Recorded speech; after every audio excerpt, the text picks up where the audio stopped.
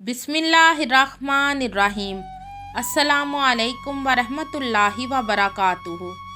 आज मैं आपको एक ऐसी लड़की की सच्ची मोहब्बत की कहानी सुनाऊंगी जिसको अपना शोहर पसंद नहीं था, लेकिन फिर भी उसने कभी भी अपने शोहर का यकीन नहीं तोड़ा था। तो कहानी शुरू करने से पहले आपसे गुजारिश है कि आप मेरे चैनल हमना वॉइस को ज़रूर सब्सक्राइब करें और साथ दिए गए बेल आइकॉन को भी लाजमी क्लिक करें ताकि फ्यूचर में आने वाली मज़ीद वीडियोस की अपडेट्स आपको मिलती रहें।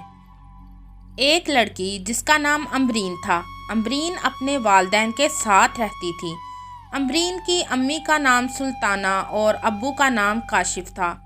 काशिफ एक गरीब आदमी था। वो गुब्बारे बेचता था और घर में खाने पीने का सिलसिला चल रहा था। काशिफ और उसकी बीवी लोगों के उतरे हुए कपड़े पहनकर गुजारा करते थे और 5 वक़्त की नमाज पढ़कर अल्लाह का शुक्र अदा करते थे कि या अल्लाह तूने हमें जिस हाल में भी रखा है तेरा शुक्रिया, क्योंकि कुछ लोग तो इन चीज़ों से भी तरसते हैं जो तूने हमें अता की हैं। और सुल्ताना अपनी बेटी अमरीन के लिए भी दुआ मांगती थी कि या अल्लाह मेरी बेटी के अच्छे नसीब करना, आगे जिस घर में भी वो जाए वहाँ उसे खुशियाँ देखना नसीब फरमाना और गम और दुख उससे दूर रखना। अमरीन अब जवान हो चुकी थी और काशिफ को अपनी बेटी की शादी की फ़िक्र होने लगी थी। काशिफ ने अपनी बेटी अमरीन के कई रिश्ते देखे थे। अमरीन को लोग पसंद तो कर जाते थे, लेकिन जहेज़ की बात पर अमरीन का रिश्ता टूट जाता था और ऐसे ही 2 से 3 रिश्ते अमरीन के जहेज़ की वजह से ही टूटे थे। काशिफ बहुत मायूस रहने लगा था। एक दिन सुल्ताना और काशिफ दोनों आपस में बातें कर रहे थे। सुल्ताना अपने शोहर काशिफ को कह रही थी, काशिफ मुझे अमरीन की बहुत फ़िक्र होती है, न जाने कब मेरी बेटी की शादी होगी। तो काशिफ बोला, मैं खुद बहुत परेशान हूँ, जहेज़ देने की तो क्या, बेटी को पहले दिन का जोड़ा पहनाने की भी मेरी हैसियत नहीं है। अल्लाह जाने मेरी बेटी का क्या होगा। ऐसे करते करते अमरीन की उम्र 24 साल हो गई थी। फिर एक दिन एक मोहल्ले की औरत सुल्ताना के पास आई। जब उसने सुल्ताना को परेशान देखा तो वो औरत, जिसका नाम रज़िया था, बोली, क्या बात है सुल्ताना, तुम बहुत परेशान हो। तो सुल्ताना बोली, जिस घर में बेटी जवान हो तो उसकी माँ क्या खुश होगी। तो रज़िया बोली, सुल्ताना तो फिर शादी कर दो अपनी बेटी की। तो सुल्ताना बोली, 4 साल हो गए रज़िया, इसी कोशिश में लगी हूँ, लेकिन तुम तो जानती हो कि घर के हालात क्या हैं। मैं तो जहेज़ में अपनी बेटी को एक गिलास तक नहीं दे सकती, तो कौन करेगा मेरी बेटी से शादी।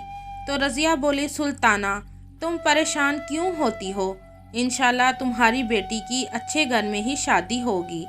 तो सुल्ताना परेशान लहजे में बोली, पता नहीं कब होगी। फिर रज़िया बोली, सुल्ताना एक रिश्ता है मेरी नज़र में जो तुझसे तेरी बेटी के अलावा और कुछ नहीं मांगेंगे। अगर तू कहे तो पहले दिन का जोड़ा भी वो तेरी बेटी के लिए बेच देंगे। तो सुल्ताना बोली, अच्छा तो फिर दिखा दे लड़का। तो रज़िया बोली, वो कोई लड़का नहीं बल्कि एक 50 साल का बूढ़ा कवारा है। तो सुल्ताना बोली, अरे रज़िया, तू क्या मेरी बेटी की शादी उसके बाप के उम्र के आदमी से करवाना चाहती है। तो रज़िया बोली, मेरा काम था तुमको रिश्ते का बताना, अब आगे तुम्हारी मर्ज़ी। ये कहकर रज़िया चली गई और सुल्ताना को रज़िया के बताए हुए रिश्ते पर गुस्सा आ रहा था। वो रज़िया को बुरा भला कहने लगी थी। रात को जब काशिफ घर आया तो उसने रज़िया के बताए हुए रिश्ते का जिक्र काशिफ से किया। तो काशिफ सुल्ताना को कहने लगा, अच्छा हुआ तुम इस रिश्ते के लिए राज़ी नहीं हुई। हमारी बेटी क्या सोचेगी हमारे बारे में कि मेरे वालिदैन मेरे साथ प्यार नहीं करते, जो उन्होंने मेरी शादी बुड्ढे के साथ कर दी है। फिर और 2 साल ऐसे ही गुजर गए थे। अमरीन के फिर से 2 से 3 रिश्ते जहेज़ की वजह से टूट गए थे। एक दिन काशिफ अपनी बीवी सुल्ताना को कहने लगा, सुल्ताना तुम अपनी दोस्त रज़िया से बात करो, अगर कोई रिश्ता है उसकी नज़र में तो बताए। फिर उसी दिन सुल्ताना रज़िया के पास गई और बोली, रज़िया अगर कोई मेरी बेटी के लिए रिश्ता नज़र में हो तो बताना। तो रज़िया बोली, रिश्ता तो है पर तुमने इनकार कर देना है। تو سلطانہ بولی بتاؤ تو صحیح۔ تو رضیہ بولی وہی رشتہ جو آج سے 2 سال پہلے تمہیں بتایا تھا۔ تو سلطانہ بولی رضیہ کسی جوان کا رشتہ ہو تو بتانا۔ یہ کہہ کر سلطانہ اٹھ گئی اور رضیہ بولی تم نے جہیز میں تو دینا کچھ نہیں ہے اپنی بیٹی کو، تو پھر کون کرے گا تمہاری بیٹی سے شادی؟ جو رشتہ میں تم کو کہہ رہی ہوں وہاں تمہاری بیٹی بہت خوش رہے گی۔ وہ بڈھا ہے تو کیا ہوا، لیکن امیر بہت ہے۔ سوچ لو سلطانہ، تمہاری بیٹی راج کرے گی۔ سلطانہ رضیہ کی بات سن کر گھر آ گئی تو کاشف نے سلطانہ سے پوچھا کیا کہا رضیہ نے؟ تو سلطانہ بولی کچھ خاص نہیں، بلکہ وہ وہی بڈھے والا رشتہ بتا رہی تھی۔ کہہ رہی تھی تم نے کون سا اپنی بیٹی کو جہیز دینا ہے اور کب تک اپنی بیٹی کو گھر میں بٹھا کر رکھو گی سلطانہ؟ وہ بڈھا بہت امیر ہے، تمہاری بیٹی اس کے گھر میں عیش کرے گی۔ سلطانہ کی باتیں سن کر کاشف بولا رضیہ کہہ تو ٹھیک رہی ہے، ہماری بیٹی کو پھر ایسے ہی رشتے ملیں گے۔ تو سلطانہ بولی کاشف یہ آپ کیا کہہ رہے ہیں؟ کاشف بولا ویسے رضیہ کے بتائے ہوئے رشتے کو ہمیں ایک بار دیکھ لینا چاہیے۔ پھر سلطانہ اور کاشف اگلے دن اس کنوارے بڈھے کو دیکھنے چلے گئے۔ سلطانہ نے جب اس بڈھے کا گھر دیکھا تو اس کی آنکھیں ہی کھلی رہ گئی تھیں۔ گھر بہت بڑا اور ایک محل جیسا تھا اور گھر میں نوکر چاکر بھی موجود تھے۔ جب سلطانہ اور کاشف اس کنوارے بڈھے سے ملے تو وہ شاید کاشف کی عمر کا تھا۔ اس کا نام احمد تھا۔ احمد نے کاشف اور سلطانہ کے ساتھ بہت اچھے طریقے سے بات چیت کی تھی اور پھر سلطانہ اور کاشف احمد کو مل کر گھر واپس آ گئے تھے۔ کاشف احمد کا گھر دیکھ کر بہت خوش ہوا تھا اور سلطانہ کاشف کو کہنے لگی گھر تو بہت شاندار تھا لیکن لڑکے کی عمر بہت زیادہ تھی۔ تو کاشف بولا سلطانہ تم لڑکے کی عمر کو نہ دیکھو بلکہ اپنی بیٹی کا سکون دیکھو کہ تمہاری بیٹی وہاں عیش کرے گی۔ پھر سلطانہ اور کاشف نے احمد کے ساتھ اپنی بیٹی امبرین کی شادی کر دی تھی۔ امبرین نے جب احمد کے گھر جا کر احمد کو دیکھا تو وہ بہت پریشان ہوئی کہ کیا یہ میرا شوہر ہے؟ امبرین اس کے بعد جب اپنے والدین کو ملنے آئی تو اپنے والدین کو بولی کہ آپ نے میری شادی بڈھے سے کیوں کروائی ہے؟ تو سلطانہ نے اسے سمجھایا بیٹی اب وہ تمہارا شوہر ہے اور کیا تم نہیں جانتی کہ 5 سال میں کتنے رشتے تمہارے جہیز کی وجہ سے ٹوٹے ہیں؟ بولو، اور یہ جو تم عیش و عشرت کی زندگی گزار رہی ہو یہ سب تمہارے شوہر کی وجہ سے ہے۔ آج اسی کی وجہ سے تم کار میں بیٹھ کر ہم سے ملنے آئی ہو۔ میری بیٹی اب وہی تمہارا شوہر ہے، اس کا خیال رکھنا اور اس کا کہنا ماننا تمہارا فرض ہے۔ امبرین اب کیا کر سکتی تھی؟ وہ واپس اپنے شوہر احمد کے گھر چلی گئی۔ امبرین اور احمد کی شادی کو 2 سال ہو گئے تھے لیکن ابھی تک کوئی خوشخبری نہیں ملی تھی۔ امبرین کے دیور امبرین کو دیکھ کر آپس میں باتیں کرتے تھے کہ احمد بائی کے گھر تو اب اولاد ہو ہی نہیں سکتی کیونکہ ان کی عمر بہت زیادہ ہو چکی ہے۔ نہ جانے کون سا بھوت سوار تھا احمد بھائی پر شادی کرنے کا، اس بیچاری امبرین کی بھی زندگی برباد کر دی ہے۔ امبرین جب اپنے دیوروں کی یہ باتیں سنتی تو وہ بہت پریشان ہوتی تھی۔ پھر امبرین نے اپنی امی کو بتایا کہ کیا میں ساری عمر بچوں کو ترستی رہوں گی؟ احمد کے بھائی بھی جانتے ہیں کہ احمد کبھی باپ نہیں بن سکتا۔ تو سلطانہ اپنی بیٹی کو بولی بیٹی اللہ کے گھر میں دیر ضرور ہے پر اندھیر نہیں، اور بیٹی دوسروں کی باتیں سن کر مایوس نہیں ہوتے، انشاءاللہ اللہ تم پر ضرور کرم کرے گا۔ پھر 1 سال بعد امبرین امید سے ہو گئی تھی اور اس کے دیور حیران تھے۔ انہوں نے اپنے بھائی احمد کو کہا بھائی یہ بچہ آپ کا نہیں ہے، نہ جانے آپ کی بیوی کہاں سے منہ کالا کروا کر آئی ہے۔ امبرین اپنے دیوروں کی باتیں سن کر پریشان ہو گئی تھی۔ پھر اس نے سوچا کہ اس کا حل ہے میرے پاس۔ اس نے اپنے شوہر کا ٹیسٹ کروایا۔ ٹیسٹ کروانے پر پتہ لگا کہ امبرین کی کوکھ میں بچہ احمد کا ہی ہے۔ پھر امبرین نے وہ رپورٹس لا کر احمد کے بھائیوں کو دکھائیں کہ یہ دیکھو اور آئندہ بات کرنے سے پہلے سوچ لینا ورنہ مجھ سے برا کوئی نہ ہوگا۔ رپورٹس دیکھ کر احمد کے بھائی ہکے بکے رہ گئے تھے۔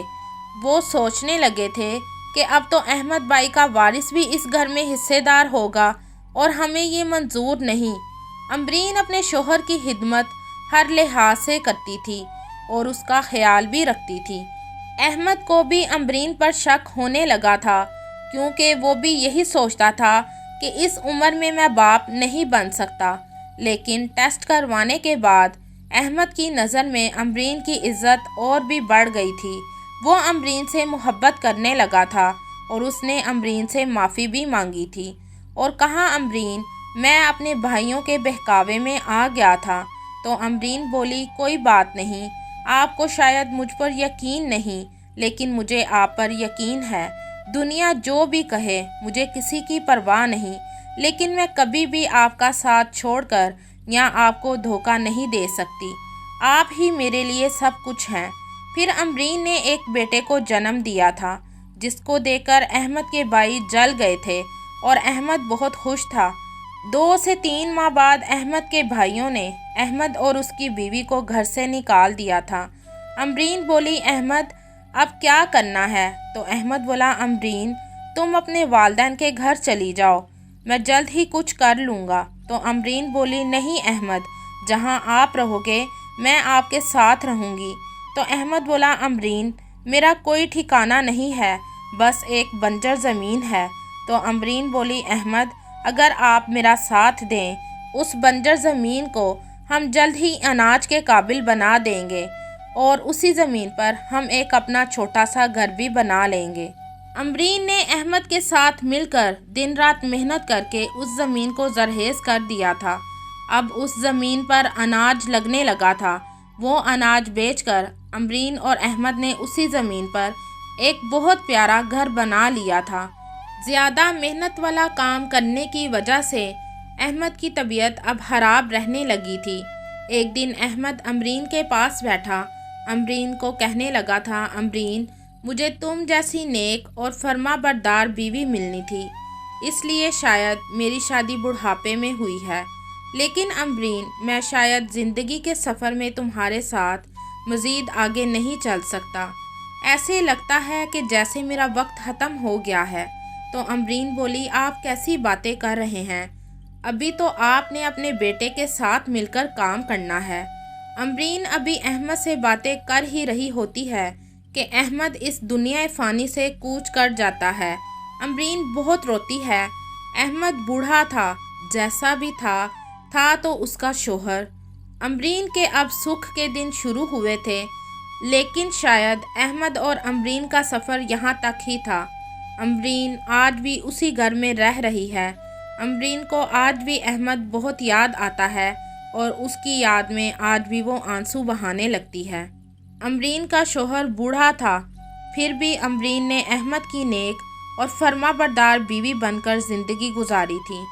امبرین کے دیوروں نے جان بوجھ کر اسے ایسی باتیں کی تھیں کہ امبرین گھر چھوڑ کر چلی جائے، کیونکہ وہ جانتے تھے کہ اگر امبرین کے گھر میں کوئی بچہ ہو گیا تو وہ اس گھر میں حصے دار بن جائے گا، اور وہ یہی چاہتے تھے کہ ان کے گھر میں اولاد نہ ہو، اور یہ تب ہی ممکن ہو سکتا تھا کہ جب امبرین احمد کو چھوڑ کر چلی جاتی، پر ایسا نہ ہوا تھا۔ لیکن آج امبرین اپنے دیوروں سے بھی زیادہ امیر ہے۔ امبرین نے اپنے شوہر کے قدم سے قدم ملا کر اس کا ہر حال میں ساتھ دیا تھا۔ اسی لیے ہر عورت کو چاہیے کہ اپنے شوہر کا دکھ سکھ ہر حال میں ساتھ دے، تاکہ وہ ایک اچھی اور نیک بیوی بن سکے۔